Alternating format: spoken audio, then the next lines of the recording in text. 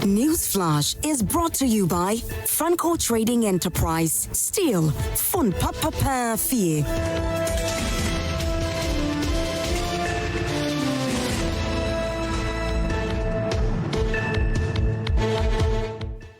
Thanks for staying with us here on Prime Morning. It's time for us to get into Newsflash. It's proudly brought to you by Franco Trading Enterprise. Still, phones Papa Pie here. This morning, we're asking you to walk into any of our branches and buy some gadgets from us. We're selling phones. We've got CCTV cameras. We've got also refrigerators, air conditionings. You can also buy them from us as well. And don't forget that we're giving you 40% discount on accessories you buy from us as well. And this is what you need if you want to surprise your mom this Mother's Day. Make sure that you're getting something of quality, and it has to be from Franco Trading Enterprise. Still, phones Papa Pie here. We're elated to let you also know that you can connect with us on many ways. We're talking about the app. You can download Google Play Store. You can download the Franco app from there. You can also go on our website. It's www.francotrading.com, and you can also call us on the numbers you see on your screens. Please do not pick numbers on social media to talk to us. Just call the numbers that you can see on your screens, and you talk directly to Franco Trading Enterprise. We're waiting for you to come through and get something special for your mom as we celebrate Mother's Mother's Day that is coming up shortly. I tell you what, Joy 99.7 FM is also doing for mothers out there, and you can also share in that experience as well as we move on here on the show. So we'll get into it. But this morning, we're going to be looking at the front page of the newspapers as reported, and then we'll get into our substantive issue. Yesterday, it was a 3-2 ruling against the former Attorney General yesterday with regards to the issue of the suspension of the CJ. We're going to be looking at that conversation here on the show. And of course, we also get to talk about IMANI, who was petitioned charge of alleged mismanagement of equipment by the EC. And also, you can share your thought with us here on the show by simply going on our WhatsApp page and drop your comments. I'll be reading all of that. And you can also do so by going on Facebook. We're streaming live on Facebook as well. My guests are seated in the studio, so let me do a quick intro of them, and then maybe I'll look at the front page of the newspapers, and then we'll come back to talk about the substantive issues that we're dealing with this morning here on Newsflash. Once again, we're grateful to Franco Trading Enterprise for making it possible. Now, Richard Suma is here with me today here on the show. As always, on Wednesday, he's always here. He's a leading member of the Movement for Change. Rich, yes, very good morning. How are you doing? Good morning to you and your cherished viewers. How's it going? All good? Yes. Is the movement moving? Oh, of course, we are moving. We are in motion. Nothing is stopping us. Absolutely. I believe that. Also joining us this morning, perhaps for the first time, I guess, is Mr. Matthias Alagbo. I got it right. You got it right. Great. He's the voter regional youth organizer for the NDC, and also the in charge of he's also a member of the communications bureau for the National Democratic Congress. How are you doing, sir? Good to see you. Good to see you too. Great. It's my first time, to be honest, and I'm thrilled to be here. Yeah. You should be coming here more often. I should. But I'm grateful for your time this morning. Thank you. And let me quickly do the newspapers. On the front page of Daily Graphic, it says, the graphic business Stanbic Bank Breakfast meeting, a great value chain needs reforms. And Stanbic Bank Chief Executive speaks on that. The Mirror's Mother's Day buffet at Oak Plaza Hotel also is inviting patrons. And the Supreme Court dismisses injunction against CJ suspension. Experts push for sustainable agricultural practices to enhance food security. That's also captured on the front page of the Daily Graphic. At the back page, many healthcare facilities in Ghana face significant wash challenges. Apollonia City begins rehabilitation of Yibi Apollonia Road. That's the Daily Graphic this morning, reporting on the issues of agric, and the Supreme Court dismissing injunction against CJ's suspension. Now, Ghanaian Times is the next one that I want to take a look at. On the front page, it says, drug abuse among varsity students, 24% hooked on tramadol.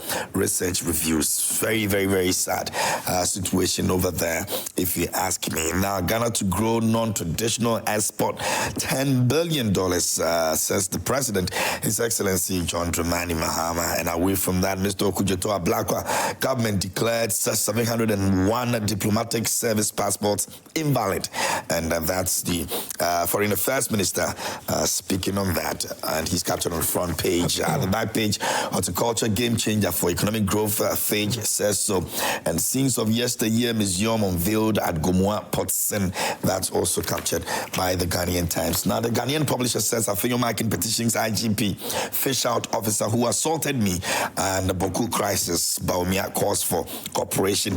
Bahama fails to deliver key promises, and flood control MPs commend dredge masters. That's the Ghanaian publisher today. Now, the Accra Times is here, and it says, John Mahama warns appointees of a new code of conduct, don't push me. And Speaker Bagwin champions fight against chronic kidney disease, support dialysis fund with 50K. Adhere to the code of conduct, Julius Debra says, advises ministers, and champion a new Ghana, Afenyo Marking tax Ghanaian media, and Standobe stands firm over attempt to give his boss a bad name. And cabin fuel diversion in Ghana, NPA boss confess with IGP. That's also captured by the Accra Times.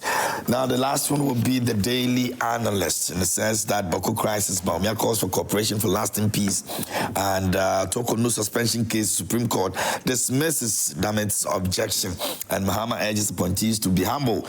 And away from that, alleged equipment disposal scandal, IMANI petitions Shraj to probe EC. Daily Analyst speaking on that, and has got Franklin Kujo, the founding president of IMANI Africa, captured on the front page of the Daily Analyst. And diplomatic and service passports of former officials revoked, says the Foreign Affairs Minister.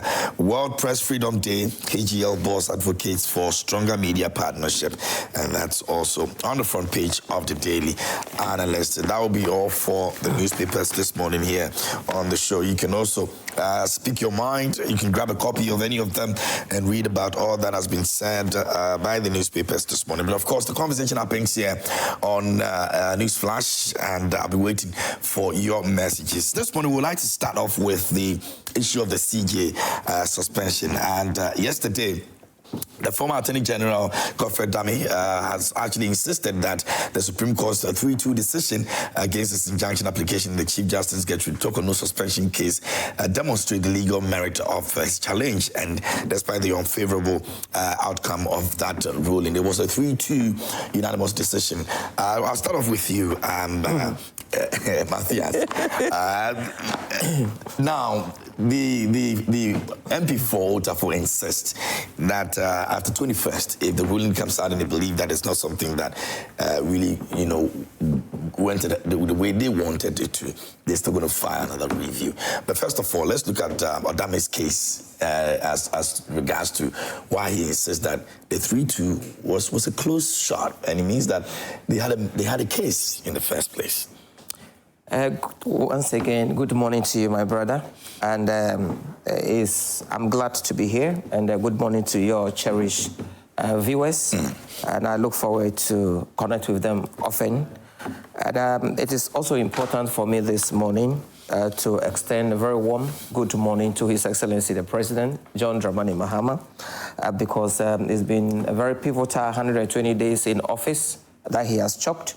And with his remarkable achievements over the period, it is just too difficult for me to move into the negatives without talking about the positive that have been achieved over the period. I think you will be amazed that for the past 120 days, there's not a single single scandal of the government as pertains to, the post-2017 era. Coincidentally, today marks exactly 120 days. Exactly. Yeah. And for me, I think it's very important that we highlight some of the pivotal things. We have our own tracker, and so far, out of the 25 major policy pledges that President Mahama has promised the good people of Ghana, out of that, 72% have been fully done. President Mahama talked about nominating his cabinet ministers within the first 14 days in office. That has been achieved. And he talked about establishing the leanest government ever in the history of the Fourth Republic. That has been achieved.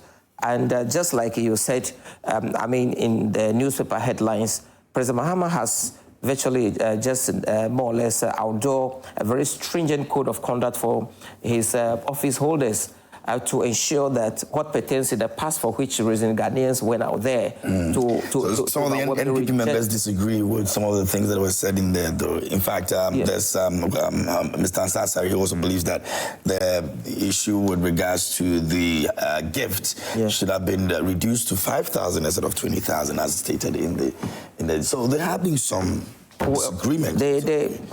What is beautiful is that in 120 days, there's not a single scandal that we can report today.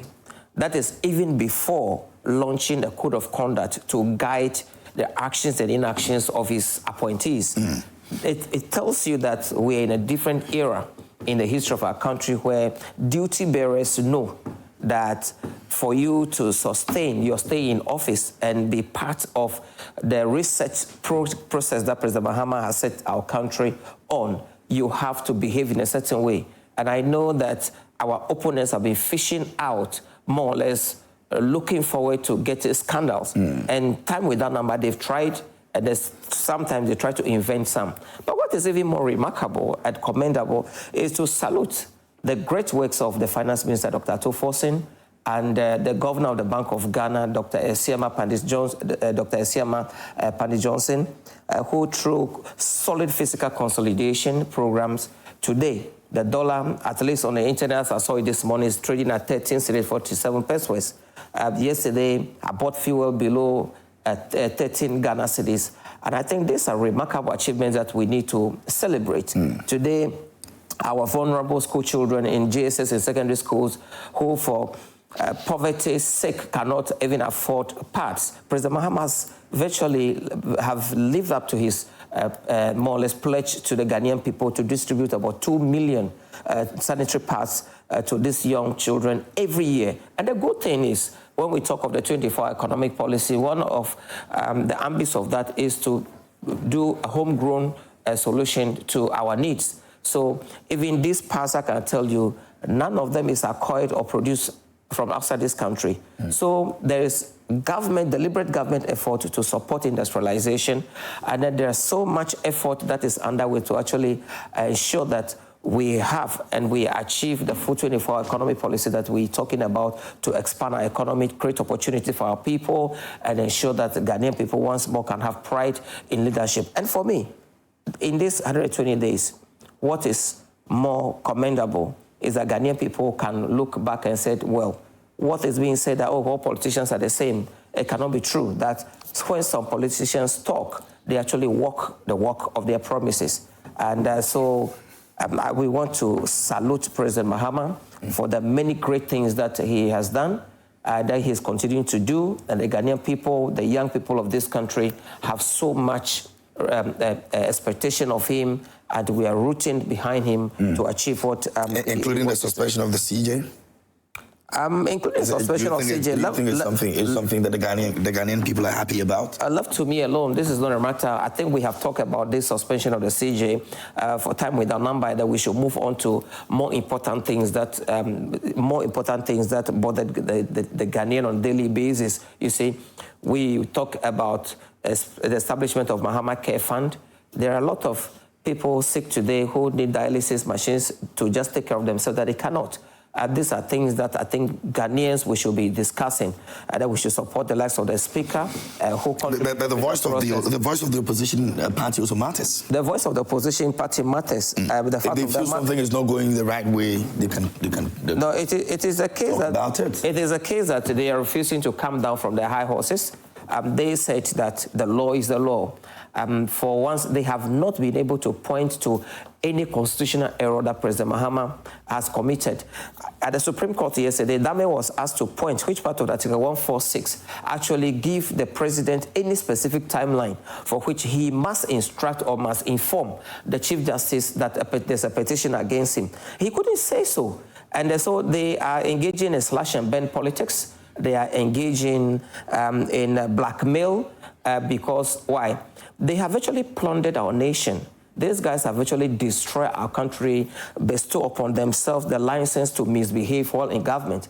And when your feet is being held to the fire of accountability, as far as the laws of our country is concerned, you are crying like a kasongo being chased down to its hole. President Mohammed hasn't done anything wrong. But a 3-2 decision, you don't think it's close? Why do you think that this is not a new Supreme Court? Is it not the same unanimous FC? Is it not the same Supreme Court that have more or less like delivered judgments that beggars belief just as far back as January? So if there's a 3-2 decision, it just tells you that, yeah, there are people with extremist views that people should have the license to misbehave. And you see, I should say that every public officer should be willing to be held to the fire of accountability, or more or less being accountable. The fact of the matter is that the Chief Justice we are talking about here, I love it when she said that you can cry as much as you want to cry, you can make as much noise you want to make, but the law is the law. If you want to talk about perhaps that, oh, the process of removing a Chief Justice or the process of engaging or undertaking a hearing process of a petition against the Chief Justice needs some stringent measures, that is a matter. Currently, as they have jettisoned the constitutional review process for a whole 8 years, the good news is that President Mohammed has come back to it because, you see, the law is a living organism. The 1992 Constitution has lived and served us well. Definitely there are gaps that ought to be filled. So if they have a process that they think that there's some stringent measures that ought to be followed, it is up to them to go to the constitutional review process to actually go and then more or less give them the ideas. But at this point in time, the law that President Mohammed is enjoined by the 1992 Constitution to uphold, he is simply doing that. Didn't President Akufo-Addo say that he's just a conveyor belt, and that when they bring a petition, his job is to inform the Council of State, and then let the Council of State, and then let the law take its course? What has President Mohammed done contrary to this? You know, perhaps the only good thing that I see... Okay, wrapping up for me. Yeah, the only good thing that I see in President Akufo-Addo's leadership of the last 8 years is to take what is a bad decision, because clearly the decision to remove Charlotte Osei was not, you know, it didn't happen on any solid grounds, but it provides a clue to the Ghanaian people that no public office holder is above reproach. And that when you misbehave, they can go into the law and find how they can hold you to account. And then when they find the way that they will take that path, simply that is what is being taken in this case. Okay. So I would just let them to zip their lips if they don't have anything tangible to say, so that the law can take its course, because President Mohammed is not the one that is undertaking any of this process. He is just in a position of responsibility, that when citizens have something inimical and they've written a petition against a certain office holder, you as a commander-in-chief and the president of the Republic of Ghana ought to take ABCD decisions, and that is what he is taking. Okay. So I don't know what exactly is the problem of Apanyo Makins and co. And look how beautiful it is that this day Ghanaians can demonstrate as and when they want, and that even law enforcement officers will exercise so much restraint that when they are hit, they will know that as law enforcement officers, they rather will let the law work. The era of thuggery, the era of lawlessness, the era where there's the rule of macho men, you know, parading in security uniforms when they're actually not security people, is a thing of the past. Okay. And President Mohammed is here to consolidate our democracy and not to bring it down. Very well. Richard, what do you make of this decision? Do you think that it was close? And like the former AG said, it means that they had some kids, they had some merit in this case. Well, first of all, I would like to say good morning to Alan Chermantain, the leadership of the Movement for Change, to all your viewers, to Matthias, yourself, and to all the production team of Joy Prime this morning. It's a privilege to be here once again to share our concern as to what is happening in this beautiful country of ours. Well, you see, there is no smoke without fire. And we have all admitted that there are a lot of flaws and lapses in the 1992 Constitution. And we have always been hoodwinked into believing that we have three arms of government, independent arms of government. The executive, judiciary, and then the legislature. If you look at the kind of system we run in Ghana, we are running the executive-led architecture, where in as much as we want to claim the judiciary is independent, the judiciary is actually not independent. Why am I saying so? Who appoints the Chief Justice? It is the executive who appoints the Chief Justice. And knowing very well human nature, the same Constitution provides as to how a Chief Justice can be removed from office, isn't it? And in establishing so, precedents have been established as to how an independent state institution leadership, whose position is supposed to be protected, can be removed. So we saw something that happened to Charlotte Osei. Now, if you look at what happened at the court, it simply should tell you that there are flaws in the 1992 Constitution. Mr. Godfrey Odami may want to throw that into the public eye by leveraging on the fact that it was not a unanimous 5-0 decision. If it was a 5-0 decision, he would have again come back to say that there is an interest of the acting Chief Justice for he himself serving as the chair of the panel and achieving a 5-0 decision. Is influenced somehow? Which would have been influenced to be tantamount to another conversation on its own. But now that they went in there, and like I said, the law is a two-edged sword. There are others who saw it from a different perspective to suggest that perhaps, because as I know, we have not been given the full details of the judgment. First, we should be able to get that. Yes, so it is when the full judgment is out, when we all read to understand what informed the decision of those two who obviously objected to the decision.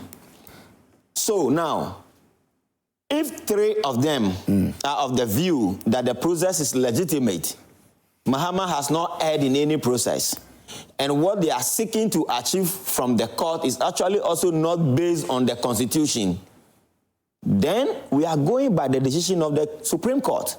So that too, who perhaps may have a different opinion about the subject matter, it is their right. It is their right, unfettered right to think so. But nevertheless, if you look at this whole brouhaha about the suspension of the Chief Justice and that and that and that and that, we have to go back to the Constitution to provide a very stringent measures as to how a Chief Justice of the Supreme Court can be removed. The Movement for Change, we are also of the opinion that that position of the Chief Justice should be an elected position. Okay? If it is an elected position with a tenure, with a proper code of conduct, that suggests how a Chief Justice should carry him or herself, it would have been explicitly clear to all of us that this is the format, this is the way forward. It saves us all of this drama. It saves us all of this drama. So this brouhaha we are experiencing is just a drama. It's an exercise in complete futility. This injunction to seek from the court was frivolous. What they attempted to do was frivolous. You see, NPP is trying to clutch to every straw. They still want to remain relevant in the political space of the country. When they had the opportunity to look into the Constitution, what did they do? They threw it somewhere.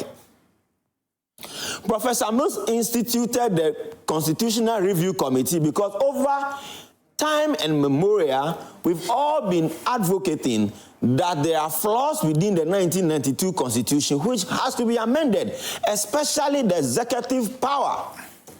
And if you have not done anything about the Constitution because it suits you, you have used the same Constitution, use it in ways that satisfy your own interests by leveraging on this same Constitution to remove the the then electoral commissioner. So now, if you turn around to come and say to us that Mahama don't have the right, or the Mahama administration is flouting the law by doing something that contradicts the constitution, then you are making a mockery of yourself. Because the same constitution makes room for the processes and procedures to follow. So this issue of we have as a merit, or the issue has a bit of merit, or there's an iota of merit, because it wasn't a 5-0 decision. Therefore, there is something to be looked at. We all agree that don't look at anything, go and look at the 1992 Constitution itself. Let us make sure that this committee that has been set up again by John Dramani Mahama, His Excellency John Dramani Mahama, will fully be activated.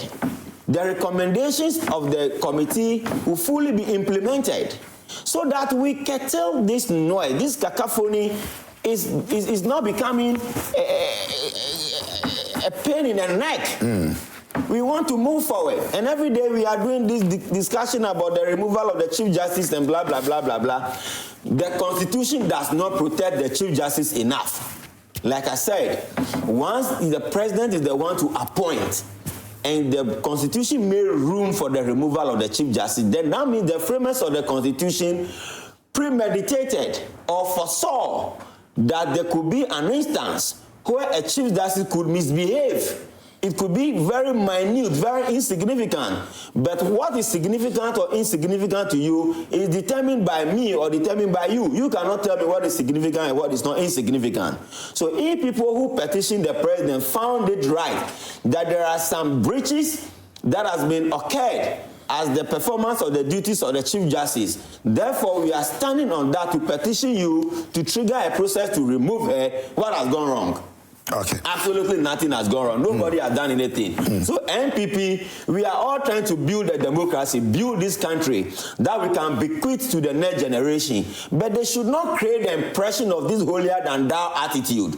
This impression of being more Catholic than the Pope should be controlled. We cannot go on this tangent for NPP to be creating the impression that they are the legal luminaries. They have a deeper interpretation of the law. So therefore, whoever else interprets the law is doing something contrary to what they believe is absolutely wrong. Okay, Richard. So let the Constitution be looked at critically. Let us review the Constitution. Let us make the right amendments and make progress. Very well. Thank you very much, Richard. You heard over there. He's a leading member of the Movement for Change, spending time with us this morning here on the show. Don't forget that News Flash is proudly brought to you by Franco Trading Enterprise. Store phones, Papa Pafi. You can also go there and shop for your mothers out there. It's very simple. Walk into any of our branches and you can purchase something from us. We've got iPhones, Nokia, Samsung. We've got the CCTV cameras. We also have televisions. We have air conditionings. We've got also, all the accessories that you want when it comes to phones. We're giving you 40% discount on that. So please do well and walk into our branches this morning and buy from us.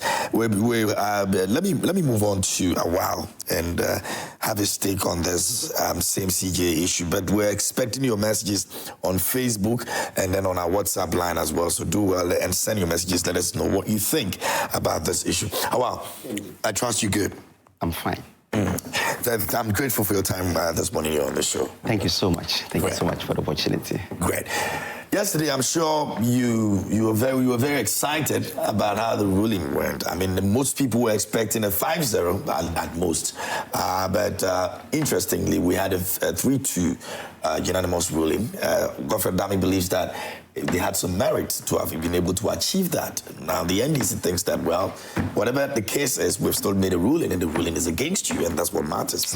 Thank you so much. Good morning to our cherished viewers, and good morning to my brothers who had taken the lead. It's been a while that I've seen my brother. Good to see you. I think I was surprised of the ruling. Yes. You were? Yes.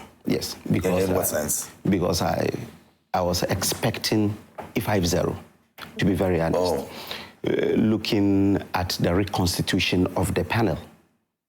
Yeah. You understand? Because you see, it started with some people now the acting Chief Justice has to reconstitute and make himself the president. So I was expecting 5-0.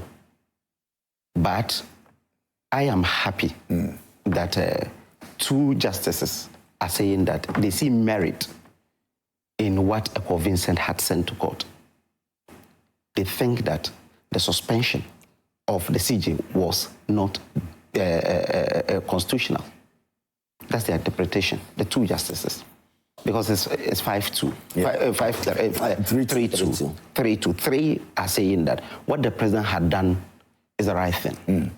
Trust me, if not for the reconstitution of the panel, it would have been 3-2 in favor of Awal Vincent. You see? But the acting Chief Justice didn't air in any of it. He didn't. But morally, you should understand that you are a beneficiary. That is what the Godfrey Dame raised in court. When he came to court and saw that there is a reconstituted panel, and the reconstituted panel, the acting Chief Justice himself is the chair of that panel. He protested that, well, I think it will not really serve the interest of my client, looking at the fact that you are a beneficiary of the removal of the CJ. He's not the only beneficiary. He's the only beneficiary. No, the other justices as well. He's the ultimate beneficiary. They don't also stand any chance to benefit in any way. He's the ultimate beneficiary. Yesterday I heard Mr. Ansari speak about the same issue, that he's not just the only beneficiary. He is the ultimate beneficiary. When she was suspended, just a day after her suspension and he was appointed as acting CJ, he started taking decisions. He's not taking decisions. But that is his responsibility as the Chief Justice. That is true, but you see, you don't reinvent the wheel. At least someone is there. You've been asked to act. Today, you are the host of this show, together with the co-host. Now, a sit-in host comes in. And the sit-in host comes in and started changing things. Just within a day, he started changing things. He's telling you that you're not coming back. He should have continued what was existing until a decision is taken. So I am saying that the acting Chief Justice acted in bad faith. He shouldn't have reconstituted it to even chair. Reconstitution is very important because Justice Sibu Asiedu has been appointed by President Mahama. That is why a lot of people are saying that. Is it deliberate that the last time when the case was called, he was the one who was absent? And the case was not heard, and it was shifted to yesterday. And just days after the case was shifted to yesterday, he was appointed by President Mahama to be part of the fact-finding committee. Clearly, the last time I said it, that if we check the petitions together with the response and everything, you can clearly see that it is an orchestrated attempt by the government in cahoot with Council of State to remove the woman. And I'm professor said that it's a choreographed style of doing the things. Yes. Is that the same thing you are also The same referring? thing, because you see, what is preventing the Council of State or the government from publishing how they were able to arrive at the prima facie case? You want to be transparent, right? You don't need to be a lawyer to understand that indeed when you read the petitions that the Chief Justice transferred the judge, so she should be removed.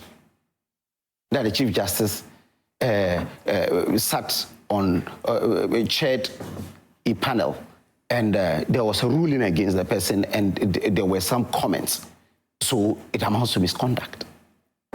When you read all these things, and it was sent to Council of State, and the Council of State said, well, there is prima facie. Do you know the reason one person abstained? Sophia Kufu. She didn't want to be part of this charade. Even though spoken against the yes, because you see, there's no way you can find prima facie in that case. That's the only way you can find it. That's the reason she didn't even vote at all. Because she couldn't have been part of that that process. So it's an attempt to remove the Chief Justice. And that is the reason yesterday he came. But I am of the view that a convinced must go for a review. The review, two justices will be added, and it will be 5. It will be 7. So in the 7, I trust the judgment of the other judges that indeed they know that the president erred, just like the 2 justices had said that the president erred by suspending the Chief Justice. So Honorable Vincent says that if it comes out on 21st and it's not what you were expecting, she's going to go back again and file a review on that. So you see, my problem... You really want to go on this level? Yes. You see, I am surprised that Richard is saying that we want to say that we understand the judicial, the law than any other person. That is the beauty of democracy. You go the full hog until it ends and it becomes a law. The Supreme Court, after any ruling, all their rulings are law. It becomes a law. Yeah. You understand? So at least we are even enriching the democracy. It will get to a time when someone is removing the CJ, he will see that it's a Herculean task. This is the first time someone is attempting to remove the CJ. In a long time, even when Nkrumah did it unilaterally, he was attacked, and history is not kind to Nkrumah for removing the CJ unilaterally. So if you have a president who has told his lawyers, NDC lawyers, that there must be some review of the judiciary, I will appoint you to positions as judges and so on. Then you have the chairman of that party saying that the CJ must go. You have the deputy general secretary saying the CJ must go. This is something that was cooked in the party headquarters. The NDC sat, had an executive meeting and orchestrated that the 2 people will go. As I speak right now, there is a petition. IMANI's petition to the EC. Yes. On to scratch on some of the, but that is legitimate. We had this conversation, but we're going to be talking about that. Maybe when we get there, you can expose it much better. So what I'm saying is that the NDC planned this thing, did everything back in opposition, and the president affirmed it when he was in opposition, when he met them in Akosombo, told them that I will appoint you to positions as judges so that we rationalize. Look at the appointment of 7 judges. It has never happened in the history of this country that you will have the president appointing 7 judges at a go, not even 5 judges at a go, to the Supreme Court. When President Akufo was appointing judges at Supreme Court, he never appointed anyone without replacement. Almost all the people he appointed were replacement. Some even died. He replaced those who had retired. That some of the people who deserved to be there were not appointed. When we were saying, there were some who have had a very, sterling career that were supposed to have been appointed. There are two who are seniors to all of those he has appointed. Why is he not appointing them then? If the NPP comes back to power, there's the likelihood that we're going to remove the CJ from office. You see, the only challenge is that if this thing is not done according to law, you are leaving room for the NPP to also come and remove the CJ. We are not lawless. That's what we're likely going to be seeing. That's what I'm saying. That you see, but we've already seen the process. We've already seen the process. When you want, eventually we'll get there. The process has not ended. But eventually we'll get there. I'm saying that you have already preempted the process. I'm saying that if the process ends the way you expect, goes as it is going. I'm saying that if the process goes the way it is going, but you already preempted it. The president did that. The president did that because you see, but the NPP believe we were waiting for yesterday's ruling. We were waiting for yesterday's ruling when the president went ahead to suspend her. Yes, I understand. You understand? So the president, I'm saying that you already planned to do that. The president will remove the CJ on the way. You already preempted that the president. But you see, we never thought he would do it. So I'm asking that if we get to that point, eventually we're going to get there. That is why I'm saying. And we're going to see another thing. That's what I'm saying. When the NPP is not a lawless political party. NPP do not have any brush with the judiciary. You're going to use the same legal process to remove the CJs. No, I'm not saying this. I'm saying that NPP when we come into government, and we look at the way this thing was done, it's done, right? Which you're not happy the way about it will end. You were disappointed about it. It's not us. It is generally Ghanaians. Really? Have you ever heard it in the history of this country that 4 months after losing elections, you are able to pull people outside like this? Oh, my brother. It has never happened. So it was a case of testing popularity, just like the Muslim Gandhi said? Not that. He said that it was a case of testing popularity. It is not testing popularity. It is telling you that a lot of Ghanaians are not happy, including NDC lawyers. That the process of removing the CJ, when it happened once in the history of this country, Nkrumah was berated for doing that. Now, Ghanaians are seeing that we are politicizing our judiciary. Today, you said the woman is, you perceive the woman as an NPP person. That's your perception about the woman. Who says so? You perceive that she will rule on her, but that is what Seydou Ketia said, that the woman is not supposed to be there because of some rulings in the past. That was what Seydou Ketia said. So you suspect her leanings is towards an NPP. Now, who are you bringing? Are you bringing an NDC person? And you expect us to keep an NDC person there? That's the point. That's why I'm saying that if the person erred, if the person has done anything wrong, be transparent about it. Publish how you were able to find the prima facie case. Then you do it transparently so that we know. But if you are telling us that the woman's leanings is towards NPP, you're telling us that if whoever you are appointing an NDC person. And that is dangerous for our democracy. And that's the reason a lot of people came out yesterday or 3 days ago for the demonstration. To demonstrate 4 months.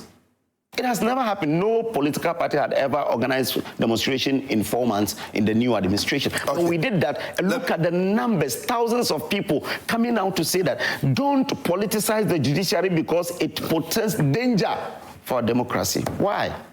Matthias, you want to respond to a few things? I surely want to respond. You know, I don't know.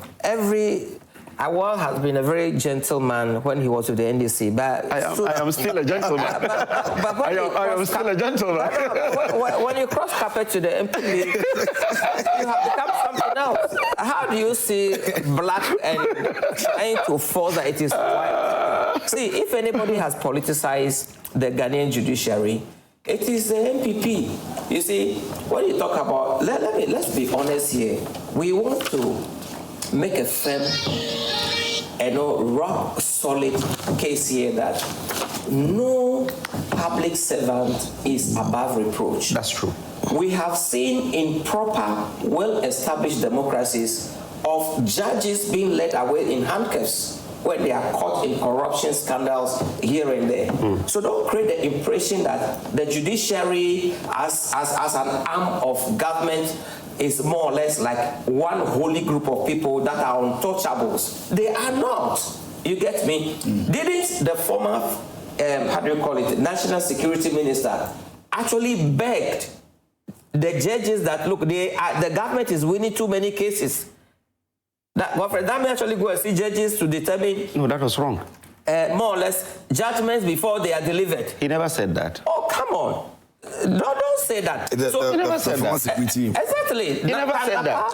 Actually said that he became so uncomfortable at the many cases that the government was winning in court. High-profile political... This was between what year when they were in office? No, this was...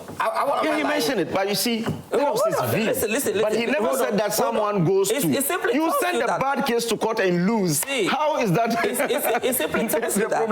It simply tells you that there's something wrong. Look, today, the Attorney General has dragged Charles Bissell to court for corruption, offenses. OSP has dragged Charles Bissell to court. Why? Because Anas caught him on tape-taking bribe. Haven't we said judges taking goats, sheep's monies on camera to deliver justice? The judiciary is as corrupt. Our society is pervasive with corruption today. Look, don't think that corruption is limited to only the political space.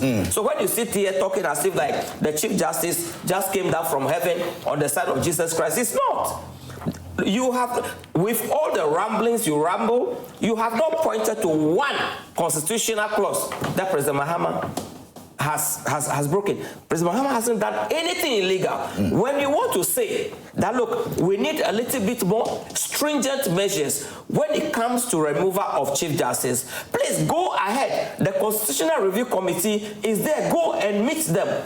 But now you are delving into issues of sentiment. They mentioned the prima facie. They believe that what prevents the government from publishing it? Which part of the Constitution or the processes state that when the Council of State determines the prima facie, then they need to inform the Ghanaian people. It was even stated for the purposes of maintaining the integrity of the accused. Even the petition should not be made public. They leaked it.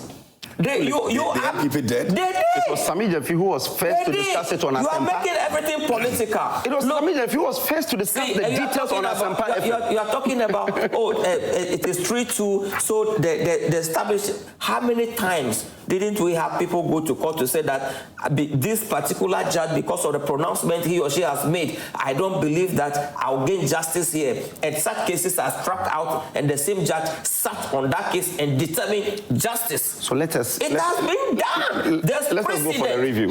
And all that you're talking about here, you're just blowing hot and cold. There's nothing. President Mahama is very much. The NDC still says that the president has not earned it anyway. He has not earned. And look, all the governance experts, the law experts that have spoken, they have clearly established that whilst in time past, people in our political party, the NDC, may have made certain remarks because of how uncomfortable they became, because of the unanimous decisions that have been delivered. See, the same Chief Justice. We are talking today about precedence. We are talking today about justice. We are talking today about fairness. When the same Supreme Court sat down aloof and denied the people of South representation for 4 solid years, when it comes to a political case that benefits your party, your government, within hours decisions are taken. And you are here saying, President Mahama, that has nothing to do with all these things. You are accusing a blameless man, a man that everybody believes that, look, this man is kind even to his own opponent. See how President Mahama interacted and treated Akufo-Addo in Kwewu. Don't you love him? Won't you just allow the law to work? What's the correlation? Okay, let me have Richard. Just a quick one. Just a quick one. You see, like I keep saying that. Let me tell you, you don't solve problem from top-down approach. It's from bottom-up approach. The fundamental problem is with the 1992 Constitution of Ghana. That is what both NPP, NDC, all political actors should zero in as to how we can properly amend the Constitution. If we feel that office of the Chief Justice is not protected enough, let us do that. But if you are here playing the blame game of who is right and who is wrong, we will be discussing this issue every day when people are going to bed every day without bread and butter. So all we are saying is that if today NPP is saying that they should look at the crowd that they pulled 3 days ago, you had about 4 million people who voted for you in the first place. So if you are talking about pulling a significant crowd that will shake the very foundation of this nation, then we should be talking about 200,000, 300,000 people parading on the street. I'm not really impressed with this argument or the fact that we have been able to mobilize people. You are speaking for NPP, not speaking for the entire nation, because everybody has his opinion about this subject matter. That is why I'm still going But the protest was not about NPP. According to them, it was... not according to them. You saw other political parties. Well, you saw them. You interviewed some of them. I'm just making reference to the flaws are in the Constitution. It is the flaws that we should be addressing, not addressing the quantum of number of people who paraded on the street to create the impression that a lot of Ghanaians are not in support of the removal of the Chief Justice. Well, I may also have a little problem as to how come the acting Chief Justice had to chair the panel. To me too, it was a bit weird. But if it was debated and it was agreed that, well, let us do the consensus, let him chair, and we moved on from there. Let us put it behind us. But going forward, let us go back to visiting the Constitution. John Mahama never did anything wrong. He has followed what is clearly stated in the Article 146 of the Republic's Constitution, period. Just a minute. I'll come back to you. Let me engage our viewers a bit, and then I'll come back. This one says that Alhaji Hamza Pifa, good morning, my brother. I am totally sad listening to Awal this morning. This comment is always based on speculation without any evidence to support the claim. Is Awal telling me that those judges has no mind of their own to pass judgment on issues? They should stop acting as if that they are more Ghanaian than some of us. My brother, a pregnant judge was chased out in a courtroom by the vigilante groups in Kumasi. What was done about it? They should give us a break. President Mahama swore an oath to defend, to protect the Constitution of Ghana, and that is exactly what he's doing. They should give us a break. We have a country to govern. Okay. Ibrahim Abule in Lakeside Estate Community 8 says, what Awal is talking about, does it mean that when Akufo-Addo removed Charlotte Osei, was it planned? I don't see any problem with what President Mahama did because he uses the 1992 Constitution to take decisions with the credible lawyers. Let me go to this one over here. It says, greetings, Joy Prime.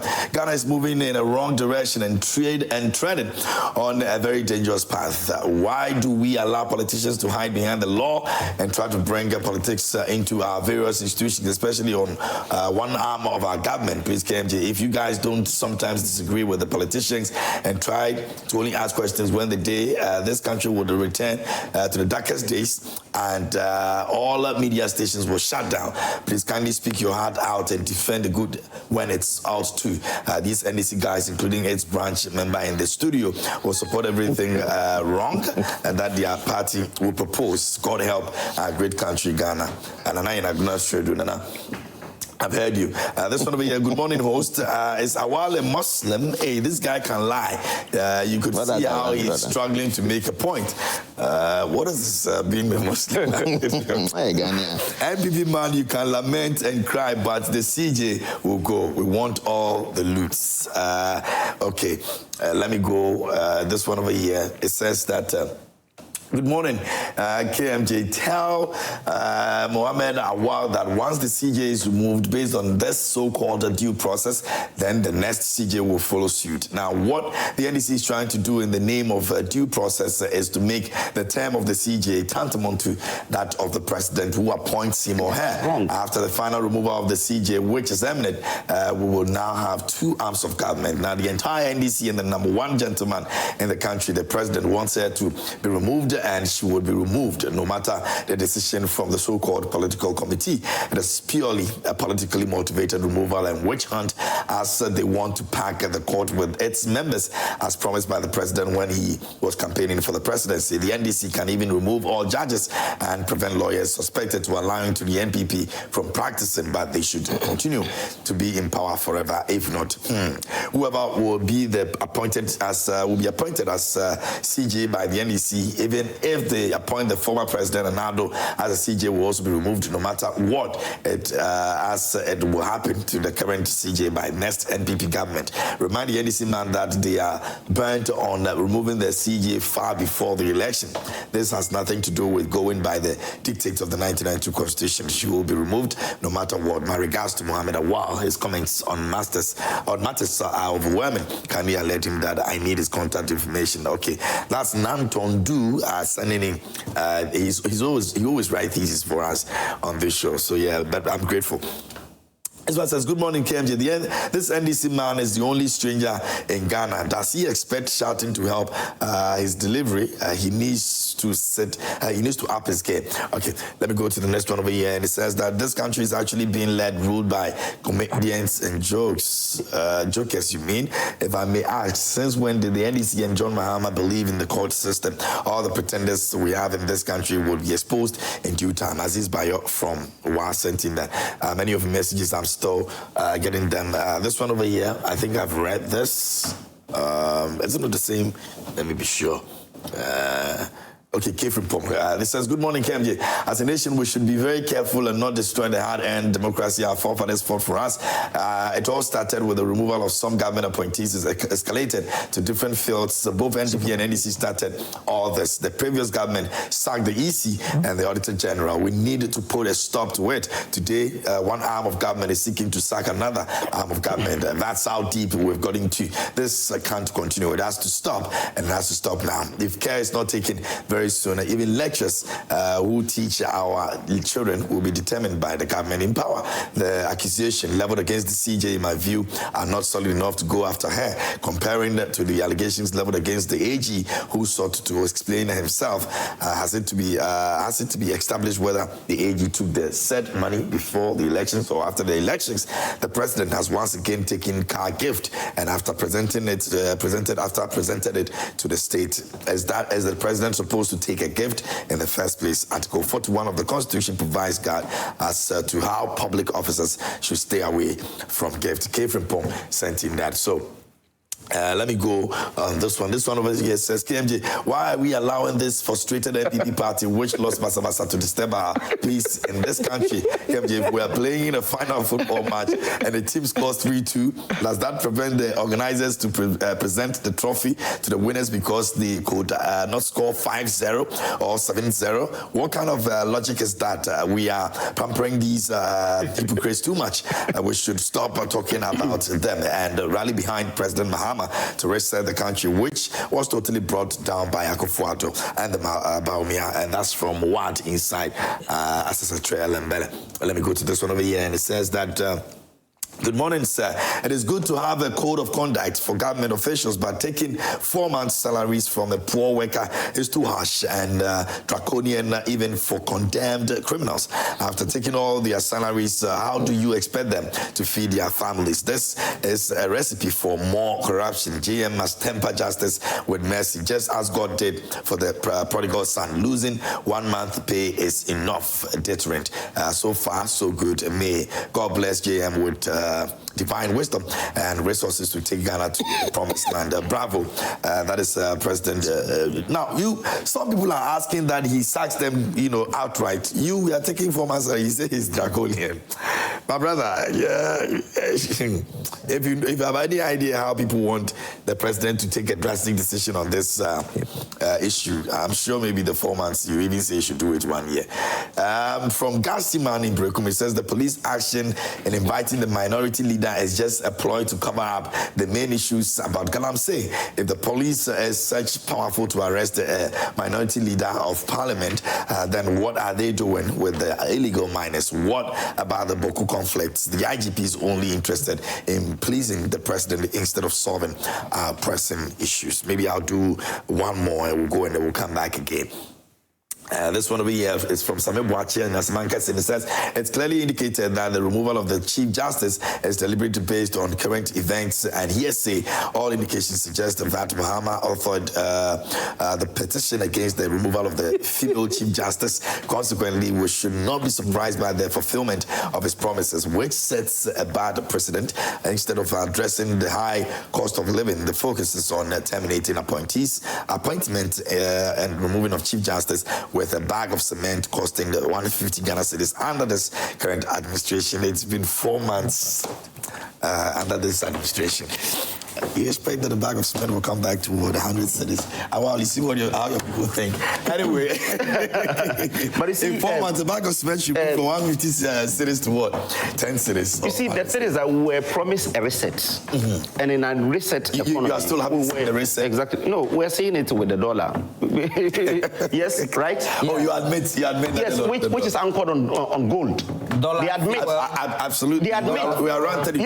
Yeah, they admit. Something now. They admit that the dollar is coming down because of the gold for reserve that Dr. Baumia started in 2023. Today, we have 31 tons of gold. Yeah, 31 point something. Yes. Yeah. We left 30 tons, so they only bought just 1 ton. But now the dollar is coming down. It tells you how Dr. Baumia's impact is being heard. But why didn't we see that drastic change in the last couple of years? We saw stability. Yes, because we saw stability. We saw stability. 16.7, it went into 17. It didn't. It never got to 17. It did. In 2022 December, it was 16. In 2022 December. In 2023, it went up. In 2023, it came down. No. Let's Sheila. It was 17 briefly. No, I mean, it was in 20. We understand that there was a certain stability. No. It was 18. There was a. I understand there was a certain stability. KMJ. I understand there was a certain. No, I understand there was a certain stability, but you don't say that we didn't get it 17. I did. When was that? It was briefly. That was later this around 2023, 2024. No, you see, in 2023, in 2022, we started 2022 with $1 at 5 cedis 90 pesos. In 2022, January, we started 5 cedis 90 pesos. It got to 15, 16 in December 2022. We started the gold for oil in February 2022. That was where we saw stability, to the extent that it came down to around 13 cedis to 12 cedis, and there was stability for 2 years. 12 to 13? Yes. Hey. Oh, at that point in time, we were saying it will even get to 8, you remember, when it started coming down. So we saw stability until we left it at 14.5. There was no stability. There was stability in 2023. Go and check. That was the reason we had fuel, diesel, moving from 23 cedis per liter in December 2022 to 12 cedis. So in 12 November 2024, there was a report on myjoyonline.com which indicated that $1 was equal to 17 Ghana cedis. 12 December 2024. That was after we lost the elections. But you were still in charge. No, you see, that was after we lost the elections. You were still in government at that time. It is being driven. After you lost the elections. This dollar thing. After you lost the elections, employing your party for soldiers. The dollar and the ask any economist. Speculations is one of the reasons the dollar the depreciation. Speculations is one of the prime reasons in this country that the dollar the cedi face challenges. He's aware. Lack of confidence in your economy. Exactly. It comes. So it's after we lost the elections. I'm coming. Wow, this is from the and this started from October 2024, by the way. My brother, this is from the That was on the 31st of October. It was also reported by Ghana Web that the dollar has fallen to 17 Ghana cedis. Yes. So, but we left it at what? We left it at 14. This is from the governor of the Bank of Ghana. The stability we are witnessing is not as a result of selling reserves. Yes. All we are doing now is strengthening the surge in inflows and implementing foreign exchange market reforms. And he said stability does not mean that the cedi has to overappreciate. We want to make sure it stays within a range which is consistent with macroeconomic stability. I said stability is what is important, not coming down. You have not and we have stabilized it between 2022 January, you haven't 2023 and 2024. There was relative stability because how it went in 2020 with the reckless expenditure, how can you talk with 16 in 2022? With the reckless for 2 years and it's still around 15, 16. No. It tells you that there is relative stability. Okay. Gentlemen, we'll be moving from this issue, but Honorable Timothy Awantrim is doing the watch and he sent a few messages. Let me just read them. And it says, good morning. Honorable Afenyomakin said retaliatory or you do me, I do you politics. He said this in his presentation of their so-called petition against the removal of the Chief Justice at the Flagstaff House. Ask Awal to interpret that statement. And he goes on and says, let Awal and the NPP know that if the NPP wins power, they can't remove any CJ or any member of the judiciary on flimsy and frivolous reasons. Retaliatory politics, you do me, I do you. You politics are said by Honorable Afenyomakin. Still, Awal must interpret this infamous statement by the minority. I mentioned it that if it is with due process, there's nothing wrong with that. We'll abide by it.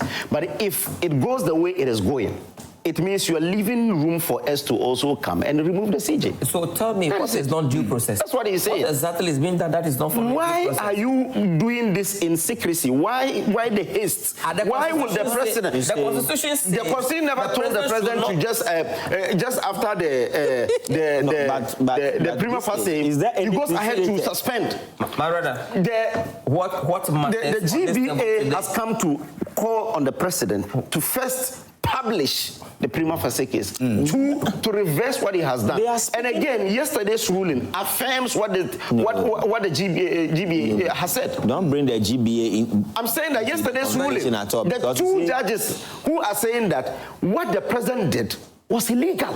Okay. Was not with due process. Richard, let's move on to the issue. Yeah, so like we keep saying. No, you had your bite. No, Richard wants to do it. I'm even surprised. Just a quick one. We're actually done on this issue. We're moving on to the I was supposed to even come in. Because I have written something that I was... No, but I gave you the chance to address all those things. You didn't. You started with the dollar. You started with the dollar, which was all part of it. You wrote in the dollar, which was all part of the... No, it was. All I wanted to say is that I want to urge President Mahama, His Excellency President Mahama, for us to take a critical look at how quick we can come to finality as far as the constitutional review process is concerned. Let us really, because if you are not able to, the constitutional review will not end with anything. KMG, believe me today, if you are not able to achieve that,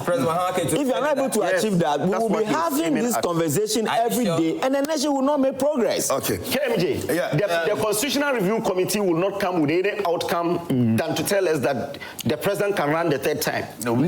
This is something that I am. But I believe John Mahama wants to do something right. That's what he wants to do. Awal should be happy to know that President Mahama is delivering for the good people of Ghana. Delivering what? Your young people, in the Zongos today, they are very happy because President Mahama has lived through with his promise. The Jumara program that has been established, 10,000 of Ghanaian young people. No one has been. They are going to. The apprenticeship program. Apprenticeship, we did 20,000 last year. Apprenticeship program has been launched. No, we did 20,000 last year. You are aiming at 10,000. You have not employed even a single person. We did 20,000. We gave them stipends throughout the campaign. What has happened with those people? We have launched it. They have been set up. We gave them all the equipment they need to set up, and they are there working. We have launched it. We have launched it.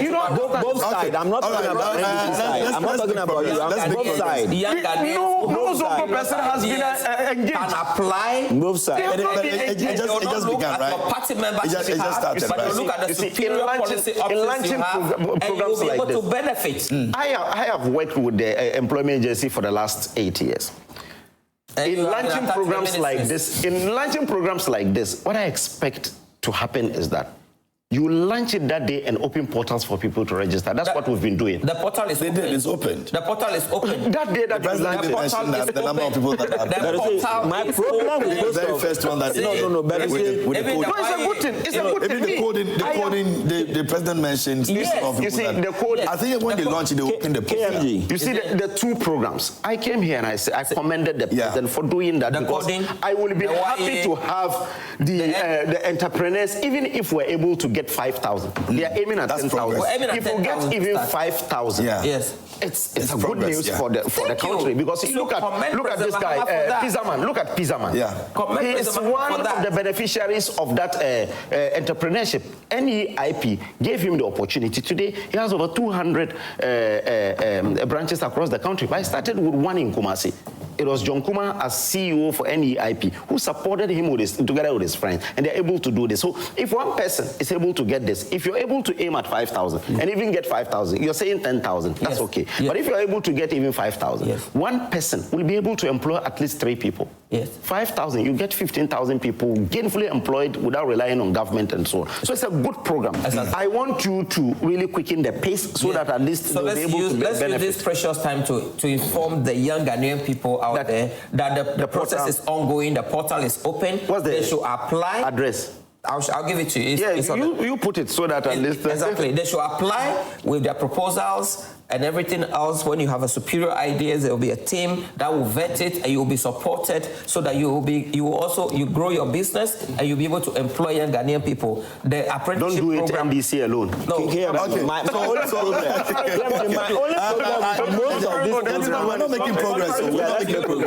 I want to advocate something. My only challenge mostly with some of these nice, thoughtful programs by government, both previous and the present one, is that the dissemination of the information as to the program, how you can participate in it, most often is limited to only certain jurisdictions. There are people in certain villages, who sometimes don't even know and understand any of these government programs. That's true. That's true. So it's only those in Accra, Kumasi, Tamale, and some places who benefit.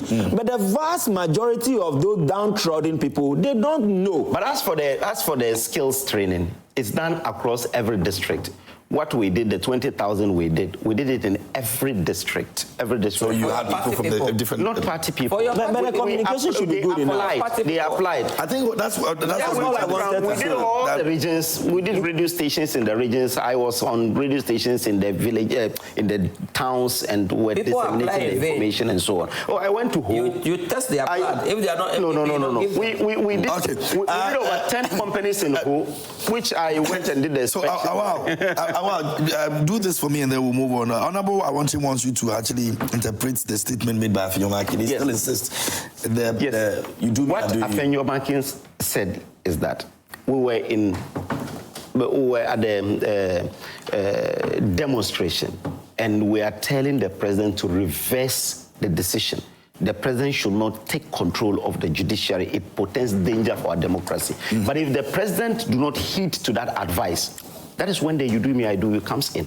Because you are telling us that you are bringing in an NDC person as the CJ. If you are bringing the NDC person as the CJ, it means if we are to take over in 2029 January, we also have to remove the person. That is the I do that he's talking about. But the thing is that we are still upbeat that the court will not fail us. Good conscience will be achieved, so that at least you see the CJ still. I see a review. I see a review happening, and I see the review turning against what was done yesterday by them dictating that what the president had done.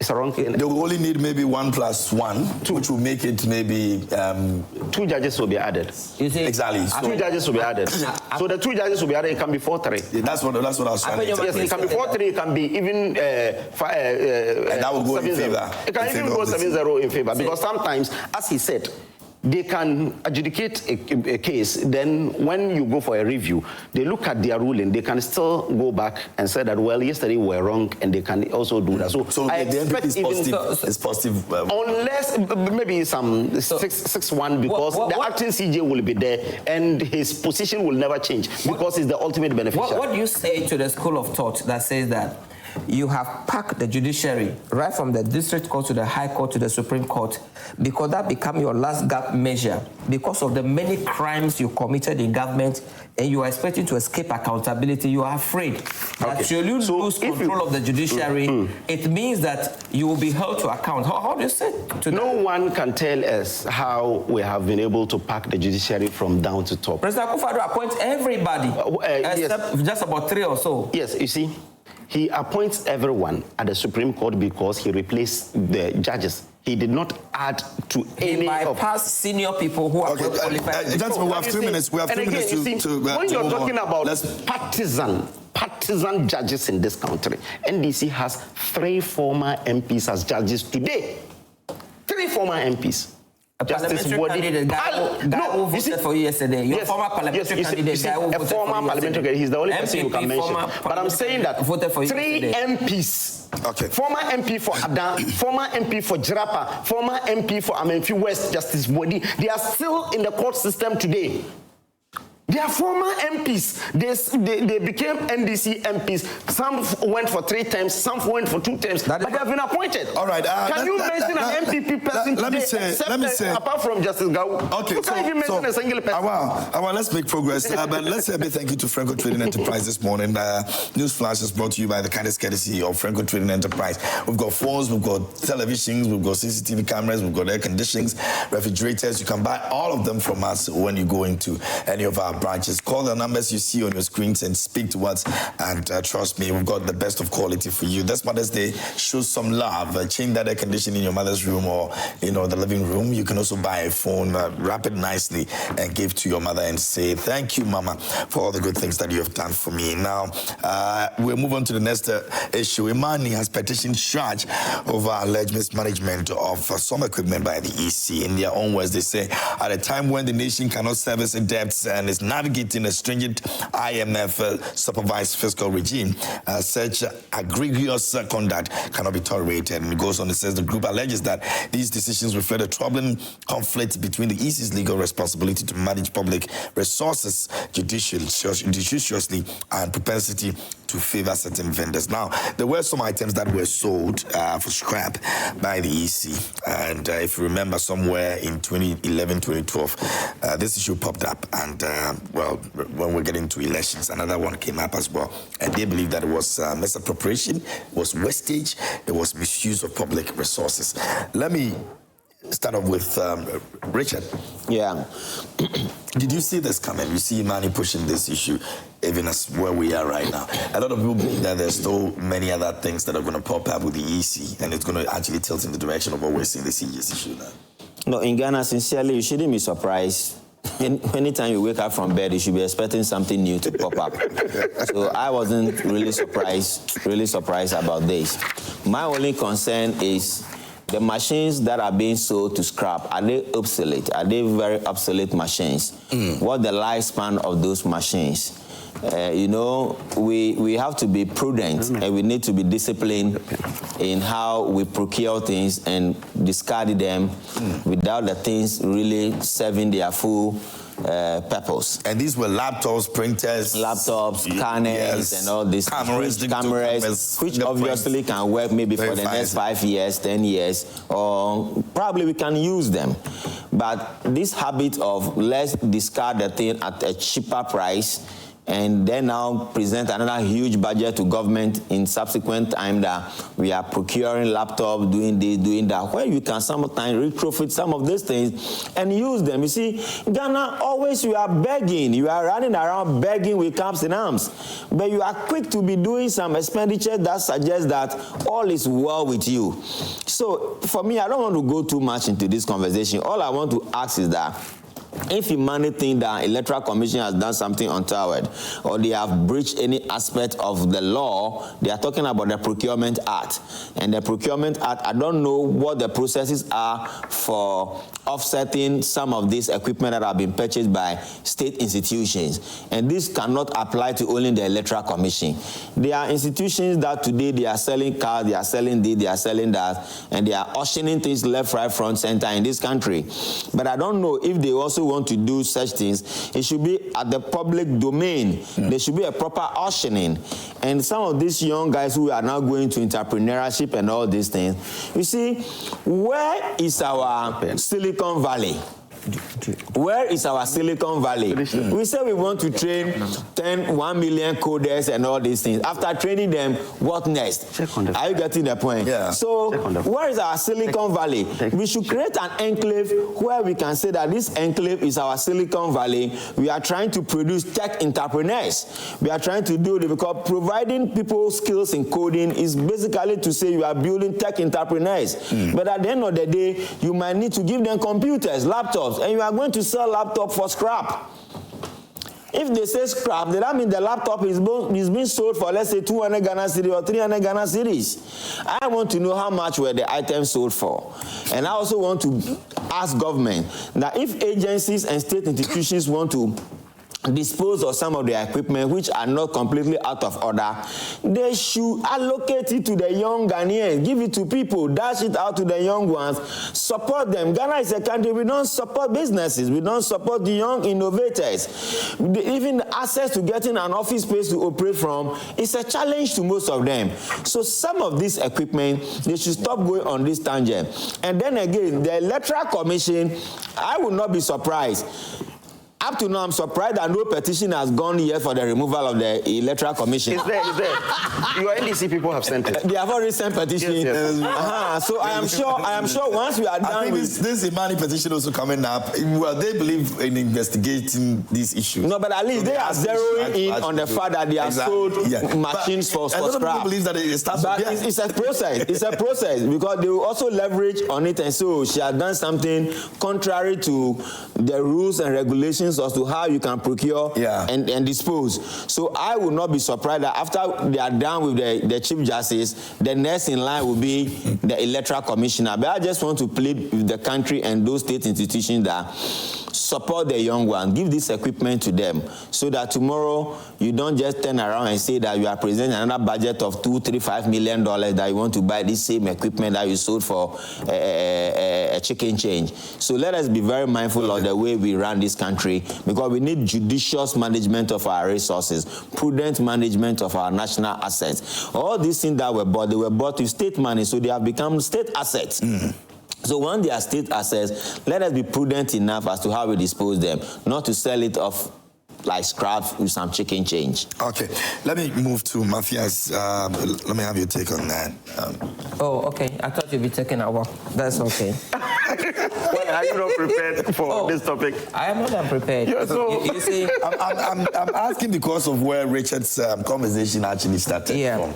You know, I think in order to bring this thing, this very topic to its proper perspective, let me take you to President Mahama's promise to do a shake-up of the all state-owned enterprises that have been making losses to the extent that the World Bank is interested. And it's all because of a certain culture of entitlement of our duty bearers that left office in January 7 this year, the NPP regime, whereby they believe that once they assume or they walk into a public office, it becomes a personal ownership where they can privatize the benefits and socialize the costs to us. I'm sure in recent times you'll hear of how Gihok, for instance, was making huge losses year upon year throughout the period. And then we just got to know that for every single week that the CEO, Kofi Juma, was taking 40,000 Ghana cedis as pocket money for just weekends, besides his pay, besides all other statutory benefits that he enjoyed, including fuel. And then you wonder, and then the last time, my stomach cringed when I heard the immediate past CEO of the ECG trying to argue as a lawyer that you're introducing another topic. No, hold on. People shouldn't intrude into operations of a private, more or less like a limited liability company, because they are companies that are supposed to be private in nature. But when the costs come, you push them to the state, and then you mismanage them. How do they do that? Through procurement rigging, awarding themselves contracts, engaging in ostentatious lifestyles, travels, per diems, left, right, center, and they deliberately burdened these state institutions. It is in the same vein that when I look at IMANI's petition, that is exactly what I think they are seeking to cure, because I follow Franklin Kujo time without number, and he never ceased to talk about the procurement rigging. This is a woman who was in the civil society space, and while she was at the IEA, was very robust in advocating. Not single out one person. I'm talking 7 people. There's a leadership of the EC, and that is Madam Aduko Agent. So you're making reference to exactly. the leader. It doesn't help. We're talking about EC. This woman advocates for transparency. She advocates for consensus building. She advocates for decency of office holders. In relation to the office she occupies, I'm talking about the EC. The moment she became the Electoral Commission chair, suddenly they became a law unto themselves. Nobody should question how they talk about their independence. They talk about how they are sacrosanct, and they create so much insecurity for this nation to the extent that while she knows that there's a lot of insecurity, she walks around with about 20 military bodyguards guarding herself in her home. How is it related to this? Okay, now... How is it related? IMANI is demanding many other things because, you know why? The actions you took, first and foremost, borders on data breach because you came into office and you met equipment that are in well-functioning order between 2011 and 2018. Not all of them were acquired at the same time. Some were refurbished so that they could function perhaps for another 10 years. Others were acquired just about 2 years or 3 years before you came, and you actually came to acquire some of them. But they suddenly, because they need to satisfy the whims and caprices of those who brought it to power or to the office, and the need to enrich themselves at the expense of the taxpayer, they decided that we can do as we please. So, well-functioning equipment that costs tens of millions of dollars, they decide to chuck them. And how did they do that? First and foremost, at the time that our economy was in a chokehold position, that we have to go back into the ICU of the World Bank and the IMF so we could have international credibility. They decided that they were going to spend over $78 million at the time, if I remember IMANI's argument quite clearly. And they decided to sell off well-functioning equipment, BVRs, laptops, some that cost $3,000 a piece. They sell those that are very pricey in a very shady deals of auction. We don't know who they auction them to, but we believe to themselves. And the rest that they don't find to be of value, they chuck them out as scrap. Do you know what that portends? All these gadgets, all this equipment are holding the biodata of about 17 million Ghanaians. They are holding sensitive data of Ghanaian people. They will end up either at Agbogblosh's scrapyard. People get hold on to them. They have means of retrieving this information. Today, all of us are exposed to hacking every now and again. So when IMANI is talking first and foremost, it portends on criminality, procurement rigging, selling it, or more or less like breaking the laws about how to actually dispose of state property. So the NDC supports IMANI completely on this? For me, like my brother has started with, I'm not expecting Shraj alone to establish, because hardly do you see an outcome of Shraj's determination leading to prosecution. I am expecting either the Attorney General or the Office of the OSP to take interest in the National Electoral Commission of Ghana to do a forensic audit about how they manage money, how they manage state property, how they manage their affairs over the period that they have been in office. And those who, when they are found to have broken our laws, to have engaged in procurement rigging, to have engaged in an act of corruption, we expect their feet to be held firmly to the fire of accountability. Okay. It is not just about their removal. Wrapping up for me. Yes. So I truly, I support IMANI, but I expect that we go beyond IMANI, because when it comes to Shraj, it's more about who... You're not confident about Shraj making a proper decision. It is not far-reaching enough. I expect... You want other bodies to... a criminal audit. I mean, a forensic audit. That should lead to a possible criminal prosecution of Jemesa and her aides at the EC that have mismanaged our money. They spend money as though it's their personal properties, and they engage in acts that have potentially can lead to a conviction in the court of law. Okay. So it shouldn't just be Shraj. I support IMANI. I support Franklin Kujo. I salute him. But I am inviting OSP. I am inviting Attorney General that they should take interest in the possible criminal aspects of the possible misconduct of Jemesa. Okay. All right. Just so you know, about 2 petitions have been sent with regards to the removal of the EC. CDS has actually countered that, and they said that there shouldn't be any decision petition by anybody to remove the EC.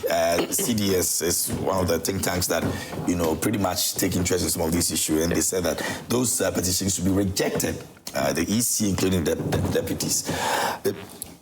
Do you see us getting to where we're getting with CJ's issue with EC? I am happy. 2 petitions. Yes, I am happy that finally this issue has been sent to Shraj to investigate, so that at least Jean Mensah and her 6-member team, there are 7, right? Yeah. Will be able to really get to the conclusion of this. This thing started, as my brother wanted to say that, well, the OSP, and they cannot enter now since Shraj is doing it. You cannot just investigate one person on the same crime, 2 institutions doing that. So Shraj will end its call for the expedite action, that Shraj will do it within some few months. He doesn't see Shraj, pushing this to the conclusion. Because when you confidence reposing them. That's why I said I am happy that this thing is going to Shraj. I can assure you that if they are giving the audience with Shraj and they were able to prove themselves, they will come unscathed. Okay. There will be nothing to be really investigated, and that will result to them staying in office. You see, this issue came in 2024 when IMANI Ghana said that, it's not even IMANI Ghana, it was a news report that some machines, some BVD and BVR machines were at a recycling plant around Accra here. So they quickly went and effected an arrest. Some people were arrested. Then they saw that they were the machines that they auctioned. You remember it came that she wants to rig it, so she has given to people, she sold it, and so on. So the EC came with a full statement, about 3-4 pages, to explain that indeed they sold those machines to scrap. The reason being that you cannot use the machines here in Ghana, just like Metromas. They have a policy that if they are selling their cars, they only have to sell it scrap. So you have to cut it in the yard before you move it. You remember during meals time, it happened that they sold some of the cars and someone moved the cars to around Tachima. It was arrested over there, and the deputy CEO and the CEO lost their jobs under mills. So this one, they sold it to them, and they sold it as scrap. The reason being that they said, according to the EC, the machines were obsolete. The machines were procured in 2012, the first machines that we bought. 2011, 2012. So these machines were obsolete. And when the EC, before Jean Mensah was appointed, there was an approval of $56 million for them to refurbish all the machines. Then when this EC came, they said, we can't use this 56. They called HSB, who were the manufacturers of the BVR, and the STL, the manufacturer of the BVD. And they said the machines were end of life. Even if you refurbish it, they cannot really function as you want it. So they decided that what they will do is that they'll make sure they get us new machines, get us a new data center, and they will be able to make sure that we have new machines to work with. So the EC, instead of using the $56 million to refurbish, they used $68 million to construct 2 data centers.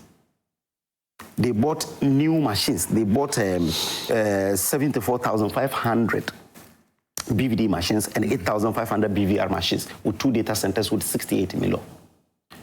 This is something the IMANI were on their neck, that indeed they shouldn't have done that. They should have refurbished these ones as well.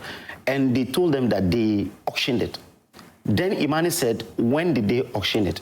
They gave, I remember Samuel Tete brought in all the processes that they went through. They said they did it transparently without any.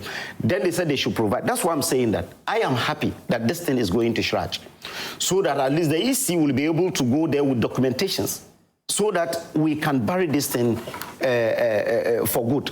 So I am happy that this is happening. The reason my NDC friend is not happy is that he's aware that indeed the EC did nothing wrong.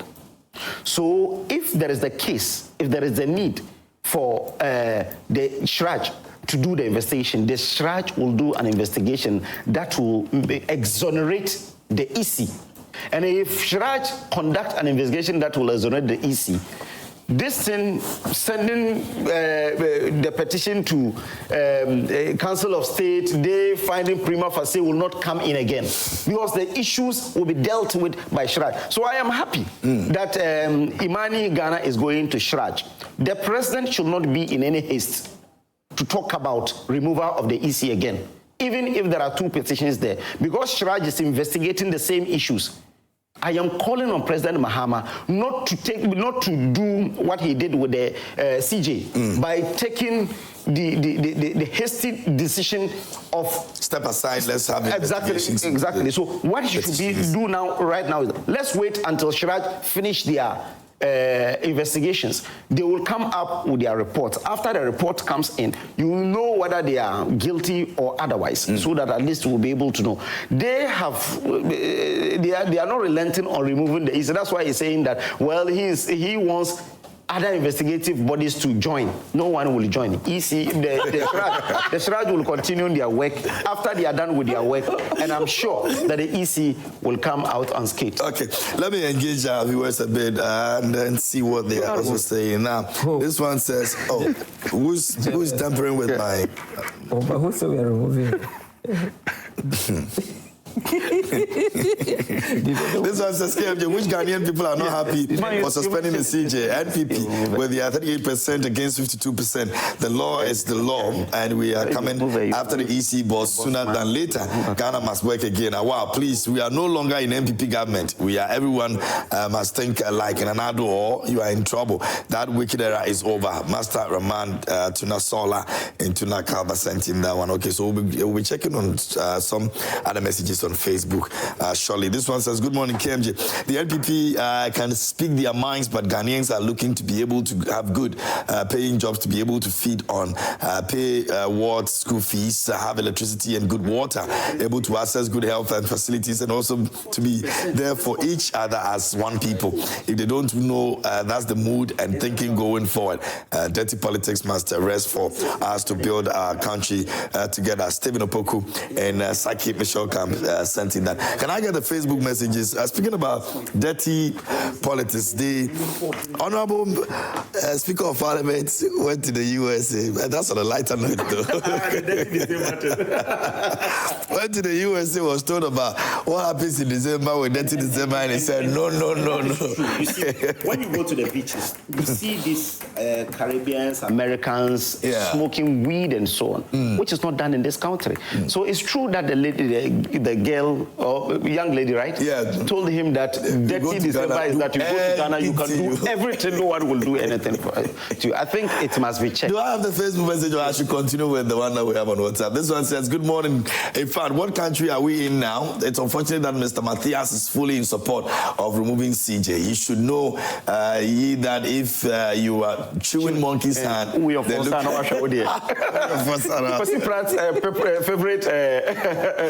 we are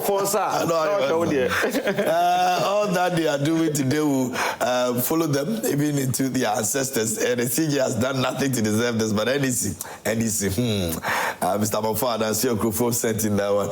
Okay, let me go to this one. It says, good morning, Joy Prime. Your appointees have failed to declare their assets, which is against the Asset Declaration Act and so-called called the principal president has given them more time to do so, but he is busy chasing the CJ because he promised to register the Supreme Court with NDC sympathizers. Just 4 months in office, and Mahama is already losing goodwill. Ghanaians imposed on him. Richie P. from Techiman sent in that one. This one says, good morning, I am Eben from Kwabenya. Truly said by suspended CJ, Madame Tokonu, no matter the noise, one will make the law is the law. I just want to ask Godfrey Dami, how does he feel for the 3-2 defeat at the Supreme Court yesterday? The gallant loser. It was what some of us felt then. So the law is the law. Regards to Mr. Ashi Moore, Gritaka, regional chairman. Can I have the Facebook messages if we have them? If we don't have them, let me just pick okay, be my be a Facebook messages and gentlemen. At least we're done. Richard, anything you want to add? Maybe when I get the Facebook message, I'll just do one message and then. The only thing so you're wrapping up comments. We've got only about 5 minutes to do this, so please. Yes. The only thing I want to conclude with is let us be fair-minded in how we build our democracy, and we shouldn't be looking at just today. We should just actually be thinking about tomorrow. The precedents we are setting, the inactions and the inactions of today will determine what kind of country we are bequeathing to the next generation. I also want to admonish NDC that this impression they are creating that they are having the tendency to solve Ghana's problem.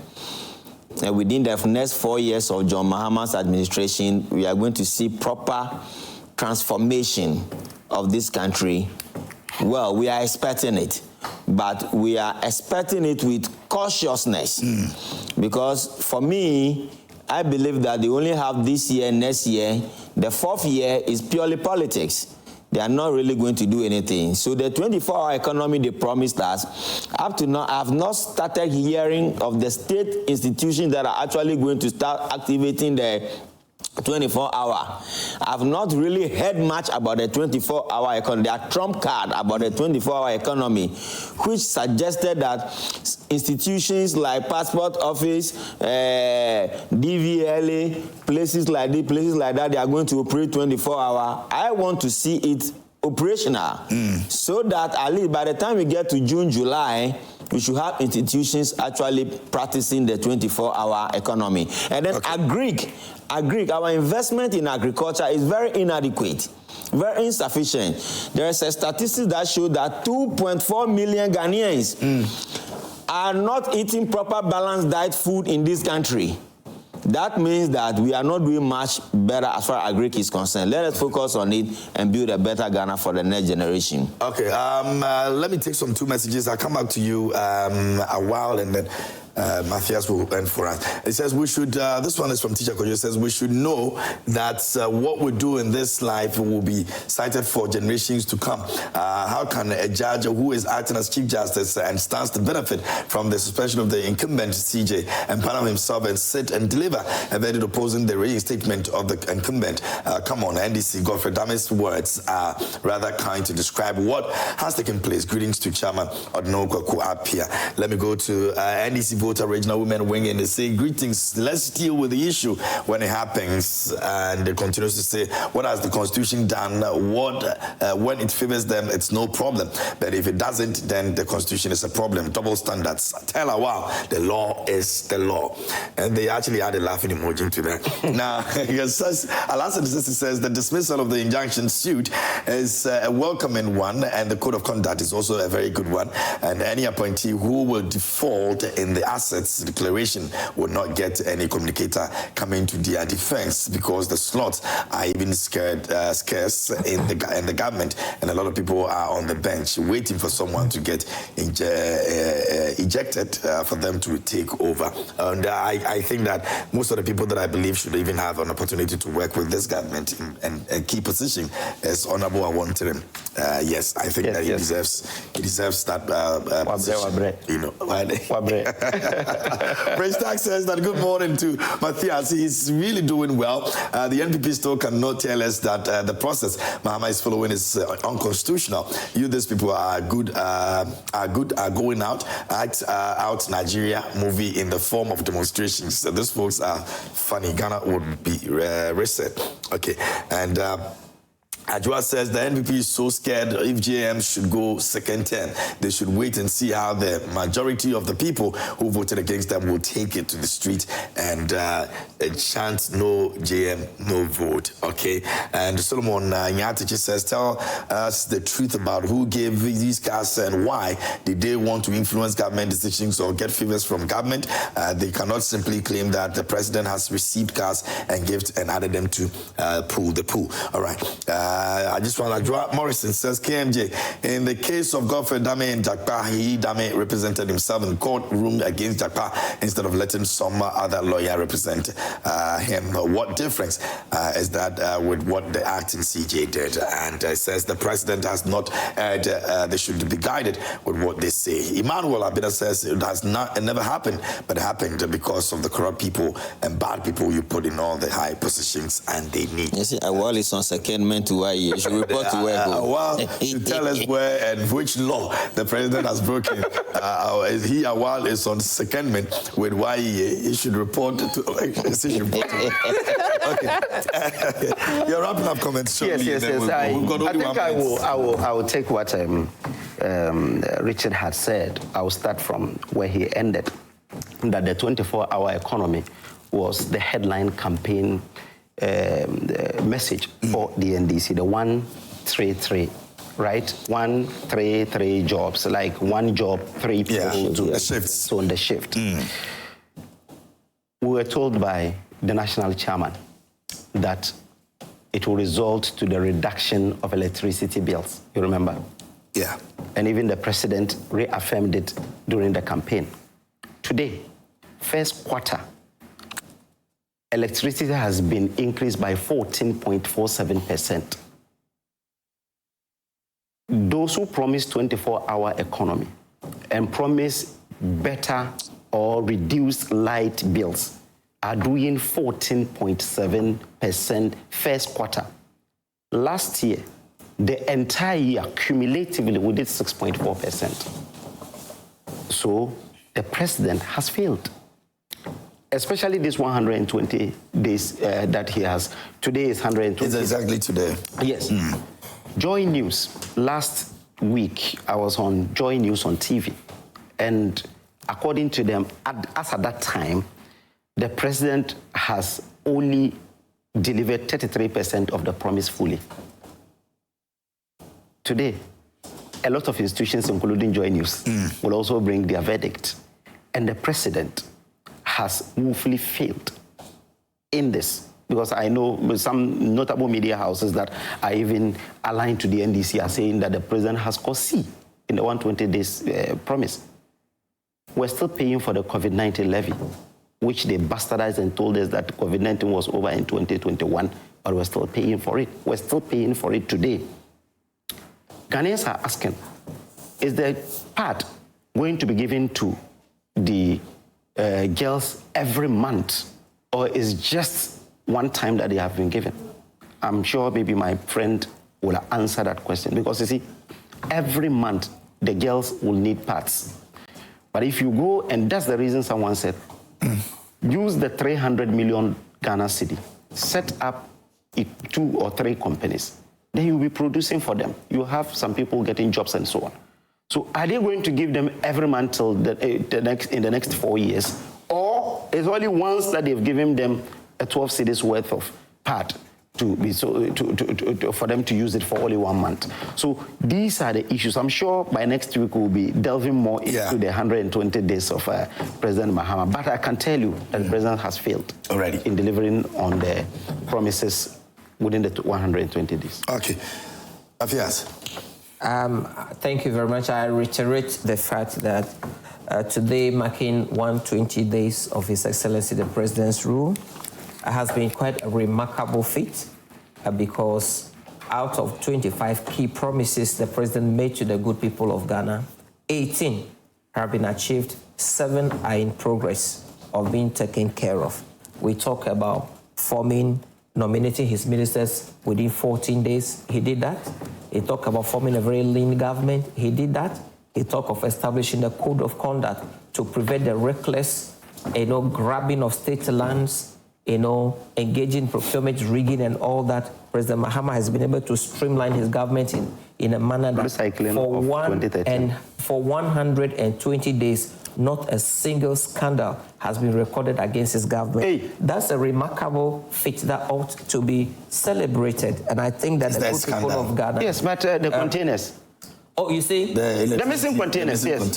Please, you have spoken. The minister told us that when he did the inspection, he told us the numbers. And after that, he went and introducing a different who is responsible. That was they making an account of what was already there. Yes. The issue of the missing containers. Who stole the containers? My brother, you know what happened? The containers are supplement to what happened. NPP is the gold, the allergy. Where is the allergy? Where is the allergy? When they did the supplement gold. Asking that containers. You're interjecting him now. When you go and quickly did an artwork of containers flying to engage in your propaganda, suddenly when your people they started singing like praying mantis before the BNI. Who is responsible? Look, a lot of your people are crying quietly. Tell me one person who has been charged. A lot of them are or even invited. Our Attorney General said he will not go to court until he established a very rock-solid evidence that... See, we want to go to court and secure a conviction, not because we know the judges, but because we have a rock-solid evidence of wrongdoing. And it has been established that your people have been selling... Look, ECG, the mess at ECG, you have imported thousands of containers at the port. You have not cleared them. You continue to buy more so you can, through procurement rigging, you make money. And then your people are stealing the containers and selling them. Hold on, please. Hold on. So all that is being investigated. And at the right time, the good people of Ghana will know. So now you see, you talk about 24 economic policy, nothing has been done. Are we seeing that very soon? It was a flagship policy that you are we seeing that happening very soon? It's a flagship policy that ought to be anchored on proper legal procedure. That's what we're doing now. Yes. So amendment processes are ongoing. Amendments already? What do you have to amend? Do we have timelines? The labor bill is presented before cabinet. The GIPC bill is presented before cabinet. Ministry of Foreign Affairs have not 24-hour service. Is currently ongoing. You can apply for passport, and within this you get, not that you have to go and pay money. GIPC have launched a 24-hour service. The Ministry of Interior is currently... Tor also says that they are starting this. Exactly. The Ministry of Interior is currently in talks with the Ghana Police Service to establish a 24-hour security. But do we have timelines to see it in full fruition? Is this something that we're saying that in the next 1 month, 2 months, we're going to see all the ones that you mentioned very actively doing this 24-hour economy? Is this something... Ministry of Foreign Affairs is... No, I understand some people have started. It's not as effective or active as you want to see, but I'm asking, do we have timelines to ensure that all that we've mentioned, everybody sees it, it's so visible that nobody like Awal will come here and say that we've not seen it happening? I'm pretty sure by June thereabout, President Mahama will be able to address the nation. Yes. That's a couple of months away. Yes, because when you want to all these legal frameworks and everything, of course. My brother, they believe in just doing things anyhow. That's how come you do free SHS bazaar. And then you are producing... Hey. Oh, yeah. You are producing crackheads. You send kids to school, and you are talking about weed smoking at the beaches. Did you know the mess you have caused among secondary school students? How was that? The kids go to school for... Lamini is now at Harvard. And you are telling us that we didn't... The kids go... Keta Senior High School is one of the best schools today because of that. Oh, please. The kids go to school for 6 weeks and come and stay home for 3 months. You see, if the parents don't have money to engage private tuition while they are home. Results show that indeed now they are better than your time. They are passing than your time. Oh, my when goodness. President Mahama had to tell us that we were teaching them. So a lot is being done. President Mahama's performance with leader has been very remarkable, and the Ghanaian people, see, the people of the Shai Osudoku, Sogakope, the voter base that got affected by the Akosombo spillage disaster. President Mahama has promised to institute a probe into what has happened so that it will not happen again. It is being done. We talk about compensation. That is being done. All right. And this man is doing so well for the good people of Ghana, and we need to cheer him on, to support him. And the young people of Ghana, the good people of Ghana are solidly behind him. And the 120 days of Ghana has been a complete liberation from the hands of tyranny, state plunder, lawlessness, as the NPP has exhibited. And the NDC is truly setting the tone that politicians, for once, can be trusted. Okay. So we are very happy with that. All right, many thanks. This one says, happy birthday to Mavis Obuobuatima, popularly known as Woman. She's the one of the Wakaolek NDC members in Tano South, wherever you see NDC. There's Madam Mavis Obuobuatima. May the good Lord continue to enlarge your territory. Enjoy your day, woman. And that's from Mensa Majid inside Bechem. Okay. Gentlemen, let me say a big thank you to you. You didn't answer the part. Are they going to give them every month? You come back next week. You come back next week to answer. He said he's done. He can't answer that. If you want me to answer, I'll answer. He talked about the state setting up plans to produce. Yeah, that's what I thought 300 million. I thought you were free enterprise government. See, government is committed. Is it one off? Government is committed to procure from only local producers. Put it on record. That is boosting our economy. One off. It is not one off. Richard Suma is leading member of Movement for Change. Join us this morning here on Newsflash. Richard, I'm grateful. Mafia Salagbo is also the Voter Regional Youth Organizer for the NDC, and leading the communication for the NDC. Also join us this morning here as well. I'm grateful to you, Matthias, and Awal Mohammed is communications team member for the NPP, also joining us over here this morning as well. And I'm grateful to you for coming. I hope to see you guys next week, and maybe Matthias will join us again next week for this conversation. But thanks to no, we'll bring him to Accra. Yeah, he's he has been appointed. Oh, he's been appointed. Yeah, I'm a public servant.